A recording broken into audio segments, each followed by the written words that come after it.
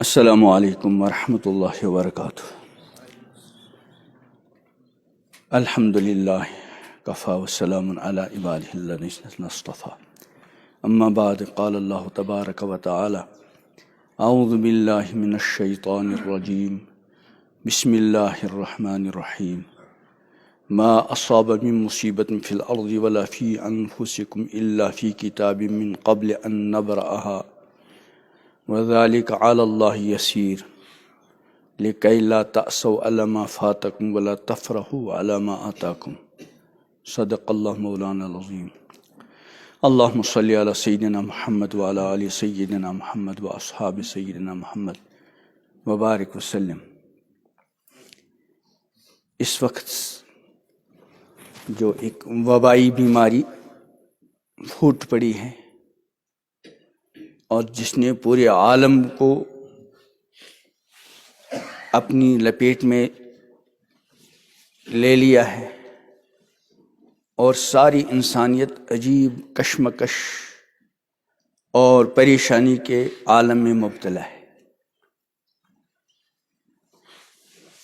ہمارے یہاں شاید آج دن میں 3 کیس اور آئے ہیں، کل 4 ہو گئے ہیں۔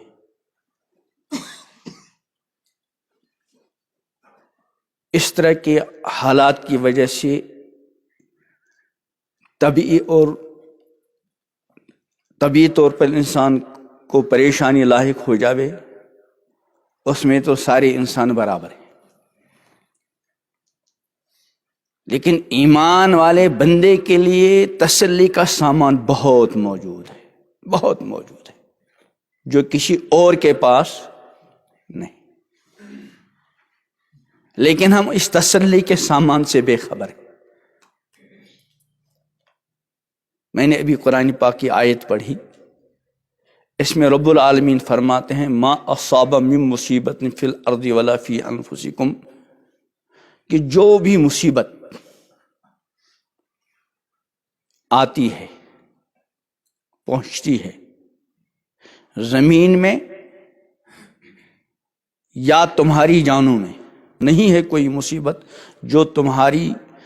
جو زمین میں یا تمہاری جانوں میں پہنچے، الا فی کتاب من قبل ان نبرأها، مگر وہ ایک کتاب یعنی لوح محفوظ میں درج ہے، من قبل ان نبرأها، اس سے پہلے کہ ہم اس مصیبت کو ظاہر کریں۔ جیسے اب یہ چیز ظاہر ہو رہی ہے، کہہ رہے اس کے ظاہر ہونے سے پہلے وہ لوح محفوظ میں ہے، اور وَذَلِكَ عَلَى اللَّهِ يَسِيرٌ، یہ اللہ کے لیے آسان۔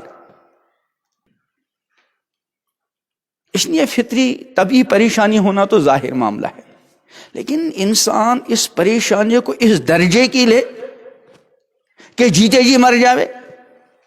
ابھی میرے ایک دوست، وہ چہرہ اترا ہوا، ٹھیک ہے تشویشناک حالات ہیں، لیکن ہمارا تو اس پر بھی ایمان ہے کہ یہ سب اللہ کی طرف سے ایک منصوب، اللہ کی طرف سے ایک طے شدہ معاملہ ہے، ایک تکوینی نظام۔ امام الانبیاء حضرت محمد عربی صلی اللہ علیہ وسلم کی وہ مبارک حدیث، جس کا خلاصہ یہ ہے کہ بندہ رحم مادر میں 40 دن نطفہ رہتا ہے،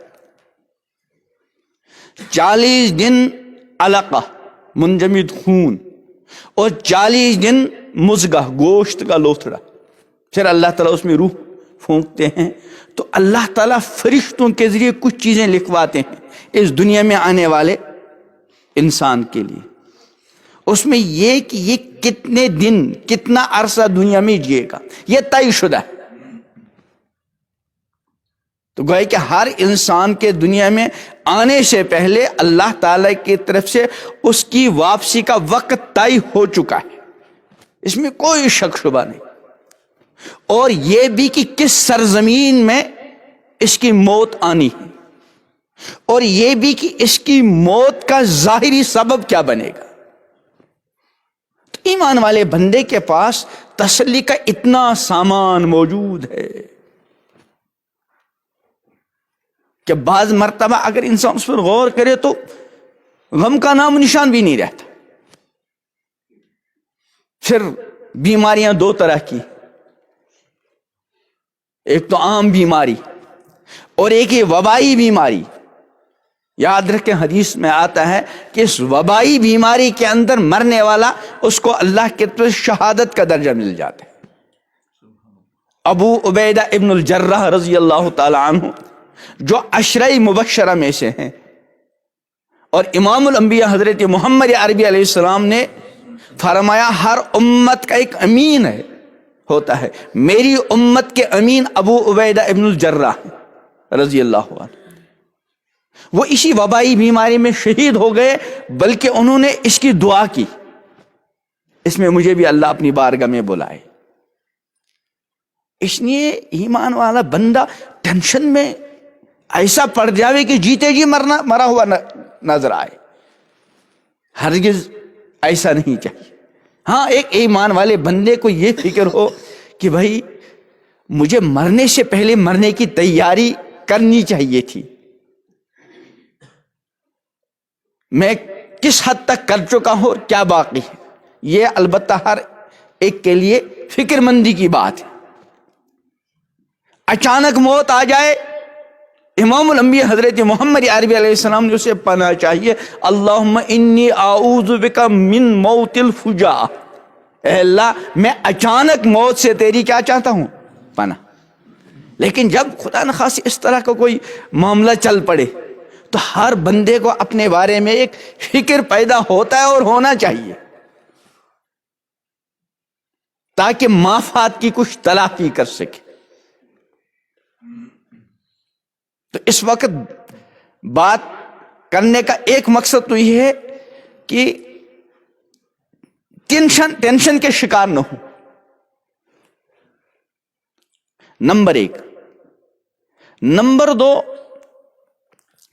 ان حالات میں ہم سب کو اللہ کی طرف کامل رجوع کرنے کی ضرورت ہے، ضرورت بھی اور موقع بھی ہے. شاید ایسا موقع کسی کے پاس نہیں ہوتا، عموماً الجھے ہوئے ہیں دنیا کے جھنجھٹوں میں، رات دن لگے ہوئے، پتہ نہیں اللہ نے کیسا یہ نظام بنا دیا کہ ہر کوئی بالکل فارغ ہے. لیکن اس فراغت کا جو فائدہ اٹھانا چاہیے تھا، شاید کچھ خوش نصیب بندے ایسے ہوں، اللہ ہم کو بھی ان میں شامل فرمائے. یکسوئی تنہائی، گھر میں بیٹھا ہوا ہے، لیکن یہ گھر میں بیٹھ کر کون کیا کر رہا ہے اس کو سوچنے کی ضرورت ہے. تو اس لیے توبہ، استغفار، اللہ سے معافی اور ایک دوسرے کے حقوق کی ادائیگی کا معاملہ بہت اہم معاملہ ہے. باقی موت اٹل، دنیا میں کوئی بھی مستقل رہنے کے لیے نہیں آیا ہے، ہر کسی کو جانا ہے. اور اصل زندگی، ابدی زندگی، راحت والی زندگی، جس میں ایسی زندگی عطا ہوگی جو کبھی ختم ہونے والی نہیں، ایسی جوانی جس پر کبھی بڑھاپا طاری نہیں ہوگا، ایسی صحت جس میں کبھی بیماری کا نام و نشان نہیں، ایسی نعمتیں جو کبھی ختم نہیں ہوں گی، ایسی نعمتیں جن پر کوئی پابندی نہیں لگے گی، ایسی نعمتیں جن کو کسی آنکھ نے دیکھا نہیں، کسی کان نے سنا نہیں، اور کسی کے دل میں ان کا خیال تک نہیں آیا. وہ ساری نعمتیں آخرت میں ملی، دنیا میں وہ نعمتیں نہیں ملتی. تو موت ایک اٹل معاملہ ہے اور ہر کسی کے موت کا وقت طے ہے. وبائی بیماری کسی کو بھی اپنے وقت سے پہلے نہیں لے جائے گی. اس لیے ٹینشن والا مزاج نہ بنائیں. اپنے گھروں کے اندر تلاوت کا ماحول، ذکر کا ماحول، دعا کا ماحول، استغفار کا ماحول، اللہ سے مانگنے کا ماحول، اللہ تعالیٰ کی بارگاہ میں ندامت کے آنسو بہانے کا ماحول، اللہ تعالیٰ کی طرف رجوع کرنے کا ماحول. ہم ٹینشن والا ذہن بنائیں، خود بھی پریشان ہوں اور دوسروں کو بھی پریشان کریں، اس سے نتیجے تو کچھ نکلنے والا ہے ہی نہیں۔ ہاں، احتیاطی تدابیر جن کو بار بار اطباء کی طرف سے ان کی نشاندہی اور ان کے بارے میں آگاہ کیا جاتا ہے کہ ایمان تو ہمارا تقدیر پر ہے، لیکن شریعت ہی نے ہم کو احتیاطی تدابیر اختیار کرنے کا مکلف بنایا ہے۔ اس نے احتیاطی تدابیر ہم کو اپنانی ہے، اپنے گھر والوں کو احتیاطی تدابیر کا پابند بنانا ہے، لیکن ٹینشن والا مزاج نہ خود بنائے اور نہ اپنے گھر والوں کو، بالکل خوش رہیں۔ اللہ تعالیٰ کی طرف سے جو فیصلہ ہے ہم اللہ تعالیٰ کے فیصلے پر راضی ہیں۔ قرآن نے فرمایا قل لن یصیبنا الا ما کتب اللہ لنا، اے پیغمبر آپ کہہ دیجئے لن یصیبنا، ہرگز ہم کو کوئی مصیبت نہیں پہنچے گی، الا ما کتب اللہ لنا، مگر وہی جو اللہ نے ہمارے حق میں لکھ دی، اور اللہ جو لکھے گا ہوا مولانا، وہ ہمارا یار و مددگار، وہ جو کچھ لکھے گا اس میں ہمارے لیے خیر ہی خیر۔ اس لیے گھبرانے کی کوئی ضرورت نہیں، اللہ پر بھروسہ، اللہ پر اعتماد، تقدیر پر اپنے ایمان کو روز تازہ کر لیا کریں، احتیاطی تدابیر کے ساتھ ساتھ اصل چیز رجوع اللہ۔ ہمارے گھر میں کوئی نماز سے خالی نہیں، ٹھیک ہے جو گھر میں نماز پڑھتے ہیں گھر میں نماز پڑھیں، خواتین کا تو گھر میں ہی معاملہ ہی،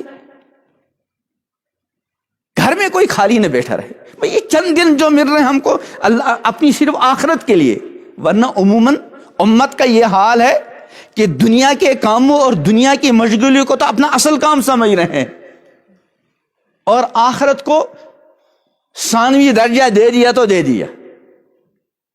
ان دنوں میں آخرت ہی کو، حالانکہ ایمان والے بندے کا تو ایمان کا یہ تقاضا وہ ہمیشہ پہلا درجہ اپنی آخرت کو دے دے۔ اس وقت اللہ تعالیٰ نے ایسا ماحول بنا، ہم اپنے گھروں میں ہیں، دکاندار دکان سے بیچارہ دور بیٹھا ہے، آفس والا آفس سے دور ہے، کاروبار والے کا کاروبار بند ہے، بس ہم ہیں اور ہمارا اللہ ہے۔ جو کچھ خطائیں ہوئی ہیں ان دنوں میں اللہ سے اپنا معاملہ درست کرنے، اور اللہ تعالیٰ اتنے مغفرت کرنے والے ہیں، اللہ اکبر۔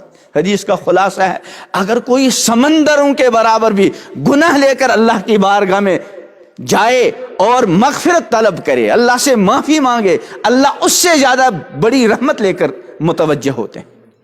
حدیث میں آتا ہے، امام الانبیاء حضرت محمد عربی علیہ السلام نے حدیث قدسی ارشاد فرمائی کہ اللہ فرماتے ہیں جب میرا بندہ میری طرف ایک بالشت آتا ہے میں اپنے بندے کی طرف ایک ہاتھ بڑھتا ہوں، جب بندہ میری طرف ایک ہاتھ بڑھتا ہے میں اپنے بندے کی طرف ایک با بڑھتا ہوں، اور جب بندہ میری طرف چل کر آتا ہے میں اپنے بندے کی طرف دوڑ کر آتا ہوں۔ اللہ اپنے بندوں پر بہت زیادہ مہربان ہے، بہت اکرم الاکرمین، وہ اپنے ماننے والوں کو ضائع نہیں کرتا۔ اور حکیم الامت حضرت تھانوی رحمۃ اللہ علیہ کی ایک کتاب ہے، ایک زمانے میں وہاں مظفر نگر کے علاقے میں ایک وبا پھیلی تھی اور بہت لوگ اس میں مرے۔ ظاہر بات ہے جیسے اس وقت ایک ٹینشن کا سا اور پریشانی کا ماحول ہر طرف سے لگا ہوا ہے، حالانکہ ابھی کل 4 کیس سامنے آئے ہیں، اللہ تعالیٰ بس یہیں تک محدود رکھے، اللہ تعالیٰ اس وبائی بیماری کو آگے بڑھنے نہ دے۔ وہاں بہت مرتے تھے، تو حکیم الامت حضرت تھانوی رحمۃ اللہ علیہ نے ایک کتاب لکھی ہے، اس کا نام ہے شوق وطن، ہمارا اصل وطن وہی ہے نا، تو اس میں امام الانبیاء حضرت محمد عربی صلی اللہ علیہ وسلم کی ان مبارک احادیث کو نقل کیا ہے جن کو پڑھ کر بندے کا جی چاہتا ہے کہ بھئی جلدی میں اپنے گھر پہنچ جاؤ۔ اس شوق وطن کو منگائے، خود پڑھیں، اپنے گھر والوں کو پڑھائیں۔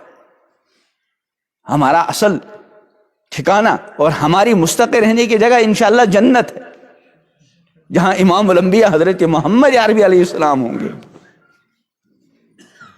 سارے انبیاء علیہ السلام ہوں گے، سارے صحابہ ہوں گے، تابعین ہوں گے، محدثین ہوں گے، ائمہ مجتہدین ہوں گے، اولیاء کرام ہوں گے، بزرگان دین ہوں گے، اور ہمارے آبا و اجداد جو ایمان والے سب وہاں ہوں گے انشاءاللہ۔ تو کون سی کسی غیر جگہ تھوڑے ہی جانا ہے بھائی، اپنے گھر، اصل گھر ہمارا وہی ہے، اس لیے گھبرانے کی کوئی ضرورت نہیں۔ ٹینشن والا مزاج ہم نہ بنائیں، اللہ تعالیٰ کے فیصلے پہ راضی رہیں، اللہ تعالیٰ کے رجوع کریں، اور شرعی حکم جان کر احتیاطی تدابیر کو خود بھی اپنائیں اور اپنے گھر والوں کو بھی احتیاطی تدابیر اپنانے کی ترغیب دیں۔ اللہ تعالیٰ اپنی عظیم قدرت کے صدقے، اپنے پاک ناموں کے صدقے، اپنی پاک صفات کے صدقے سارے عالم کی پریشانی کو دور کر دیں۔ اللہ تعالیٰ اس وبائی بیماری کا خاتمہ فرمائے۔ جو لوگ اس میں مبتلا ہو چکے ہیں اللہ تعالیٰ ان کو صحت دے، شفا دے، اور بقیہ لوگوں کو اللہ تعالیٰ اپنی عظیم قدرت کے صدقے طفیل میں حفاظت فرمائیں۔ اللہ تعالیٰ ہم سب کو دنیا اور آخرت کی ہر خوشی مقدر فرمائیں، دنیا اور آخرت کی ہر پریشانی سے اللہ تعالیٰ ہم سب کو، پوری امت اور ساری انسانیت کو نجات دے۔ ربنا تقبل منا انک انت السمیع العلیم۔ صلی اللہ تعالیٰ